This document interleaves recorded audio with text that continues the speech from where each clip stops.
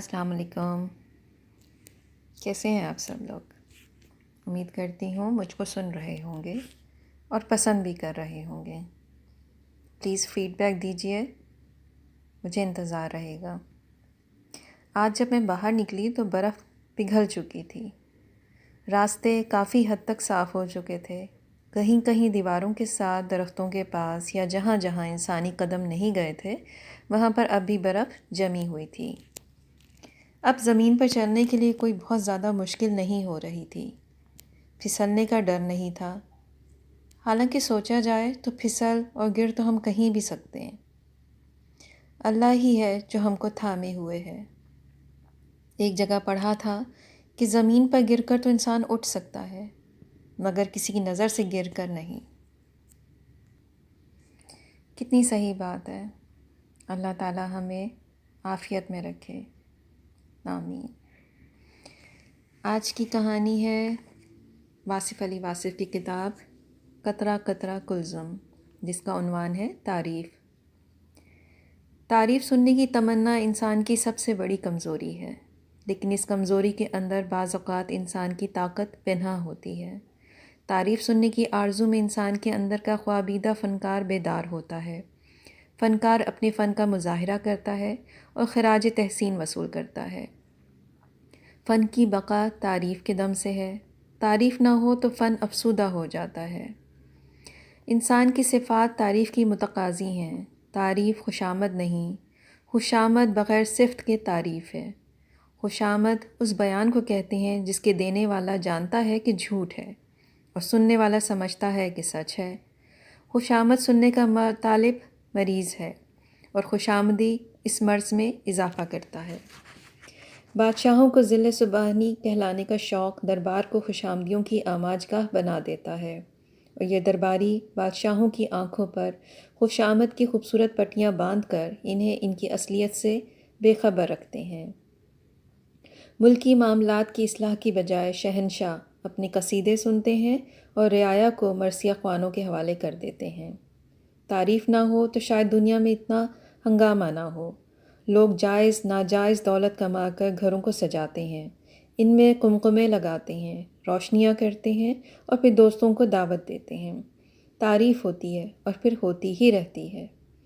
گھروں میں چراغاں رہتا ہے اور دل اندر سے بجھتے جاتے ہیں. مال کی تعریف، مال کی نمائش کی تعریف انسانوں کو اندھا کر دیتی ہے.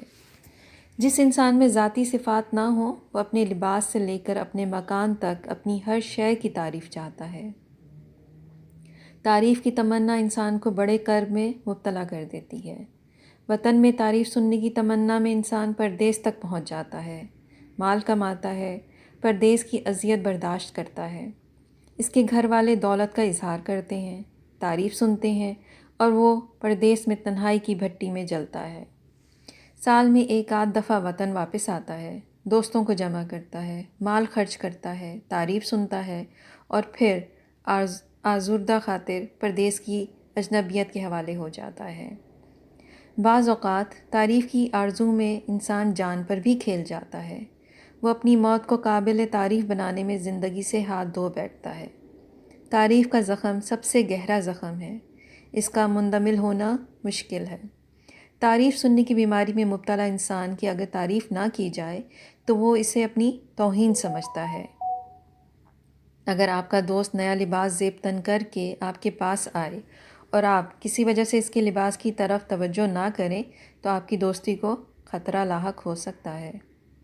انسان کی تمام تراش خراش، بن سور، سج دھج، اس کا بانک پن، اس کا دم خم، اس کا لب و لہجہ، اس کے ناز و ادا، اس کی حرکات و سکنات تعریف طلبی کے حربے ہیں.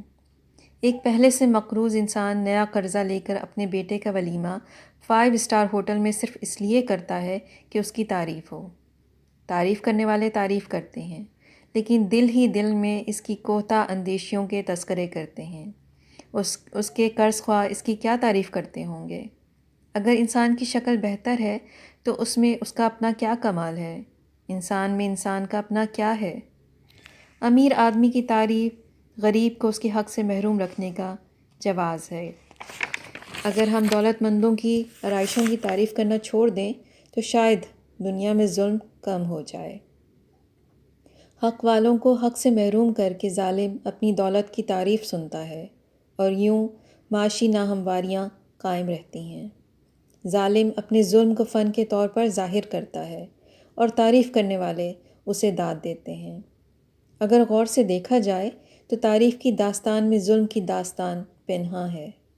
بڑی بڑی سلطنتیں، بڑے بڑے ممالک، ترقی یافتہ ممالک قابل تعریف کارنامے سر انجام دیتے ہیں، لیکن ان کے پیچھے وہ مظالم مخفی ہوتے ہیں جو انسان پر روا رکھتے ہیں۔ انسان دوست ممالک افغانستان میں دوستی کا حق ادا کر رہے ہیں۔ آج آدھی دنیا کرب میں مبتلا ہے اور باقی کی دنیا قابل تعریف ٹھہرائی جا رہی ہے۔ سائنس نے بڑے بڑے قابل تعریف کارنامے انجام دیے، بس کائنات کی تسخیر کا صحرا سائنس کے سر ہے، اور ایٹم بم کی تباہ کاریاں بھی اس تعریف کے پردے میں موجود ہیں۔ زندگی کو آسانیاں عطا کرنے کا دعویٰ رکھنے والی تہذیبیں زندگی کو عذاب میں مبتلا کر رہی ہیں۔ آج کے انسان کو آسائش عطا کر دی گئی ہے۔ بیماروں کے لیے ہسپتال قابل تعریف کارنامہ ہیں۔ زندگی کی حفاظت کا دعویٰ کر کے تعریف سننے والے زندگی کو ہمیشہ کے لیے ختم کرنے کا اہتمام کر رہے ہیں۔ امن کے پجاری جنگ کی تیاری کر رہے ہیں۔ تعریف کی لائی ہوئی تباہی اپنی قباحتوں کا مظاہرہ کرنے والی ہے۔ اگر تعریف کرنے والے کا مزاج بدل جائے تو تعریف سننے والے کا مزاج ضرور بدل جائے گا۔ تعریف سننے والے انسان کی اصلاح اس وقت تک ممکن نہیں جب تک تعریف کرنے والی کی اصلاح نہ ہو۔ بہرحال تعریف حد سے نہیں بڑھنی چاہیے۔ تعریف کے باب میں سب سے زیادہ خطرناک وہ مقام ہے جب کوئی کم ظرف اپنی زبان سے اپنی تعریف کر رہا ہو۔ یہ عذاب ہے۔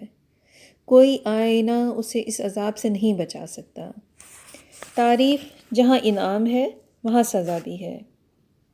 تعریف صفت ساز بھی ہے اور صفت شکن بھی، لیکن اپنے منہ سے اپنی تعریف اپنی انسانیت کی تذلیل ہے۔